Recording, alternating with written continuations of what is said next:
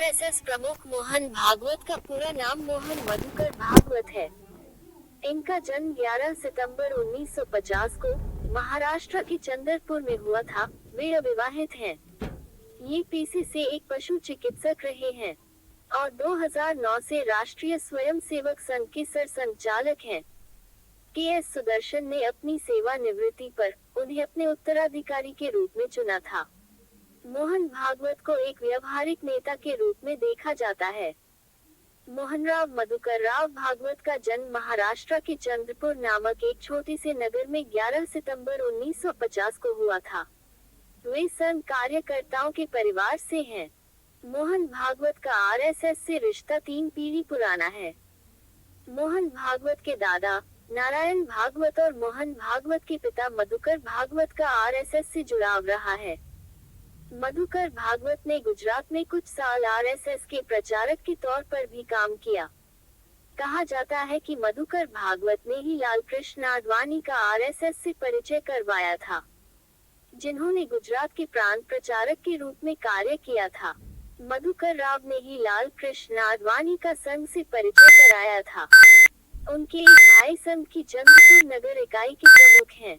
मोहन भागवत के 2 भाई और एक बहन है। ये चारों में सबसे बड़े हैं। मोहन भागवत ने चंद्रपुर के लोकमान्य तिलक विद्यालय से अपनी स्कूली शिक्षा ली और जनता कॉलेज चंद्रपुर से बीएससी प्रथम वर्ष की शिक्षा पूर्ण की। उन्होंने पंजाबराव कृषि विद्यापीठ अकोला से पशु चिकित्सा और पशुपालन में स्नातक की उपाधि प्राप्त की और 1975 के अंत में, जब देश तत्कालीन प्रधानमंत्री इंदिरा गांधी द्वारा लगाए गए आपातकाल से जूझ रहा था, उसी समय वे पशु चिकित्सा में अपना स्नातकोत्तर पाठ्यक्रम अधूरा छोड़कर संघ के पूर्णकालिक स्वयंसेवक बन गए। आपातकाल के दौरान भूमिगत रूप से कार्य करने के बाद 1977 में भागवत महाराष्ट्र में अकोला के प्रचारक बने और संगठन में आगे बढ़ते हुए नागपुर और विदर्भ क्षेत्र के प्रचारक भी रहे।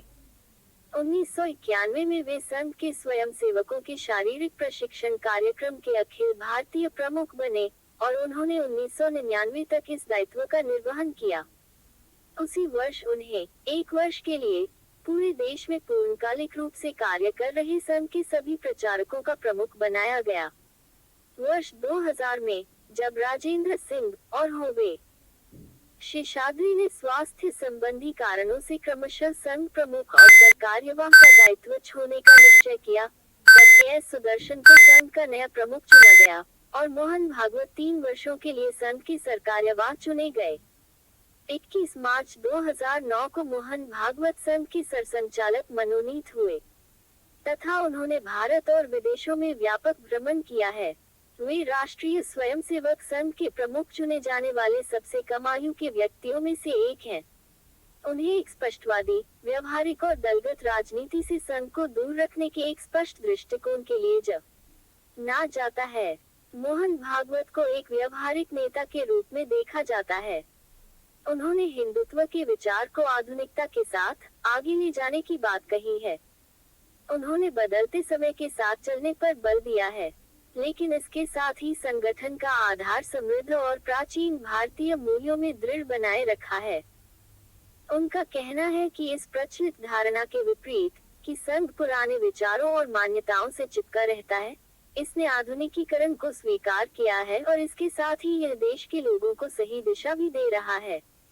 नवंबर 2016 में राष्ट्र सेविका समिति की 80वीं वर्षगांठ पर एक प्रेरणा शिविर को संबोधित करते हुए आरएसएस की महिला शाखा मोहन भागवत ने कहा है, होमो सेपियंस ने अतीत में होमो जीनस की अन्य प्रजातियों के अंतरिक्ष में खाया, जैसे होमो फ्लोरेसेंसिस और निएंडरथल, लेकिन यहाँ तक कि होमो सेपियंस अगले 1000 वर्षों में विलुप्त हो सकते हैं। सितंबर 2018 में मोहन भागवत ने कहा कि आरएसएस ने माधव सदाशिव गोलवलकर के बंच ऑफ थॉट्स के कुछ हिस्सों को छोड़ दिया है, जो वर्तमान परिस्थितियों के लिए प्रासंगिक नहीं है। हिंदू समाज में जातीय असमानताओं के सवाल पर भागवत ने कहा है कि अस्पृश्यता के लिए कोई स्थान नहीं होना चाहिए। इसके साथ ही उन्होंने यह भी कहा कि अनेकता में एकता के सिद्धांत के आधार पर स्थापित हिंदू समाज को अपने ही समुदाय के लोगों के विरुद्ध होने भाव के स्वाभाविक दोषों पर विशेष ध्यान देना चाहिए। केवल यही नहीं अपितु इस समुदाय के लोगों को समाज में प्रचलित इस तरह के भेदभावपूर्ण रवैये को दूर करने का प्रयास भी करना चाहिए तथा इसकी शुरुआत प्रत्येक हिंदू के घर से होनी चाहिए।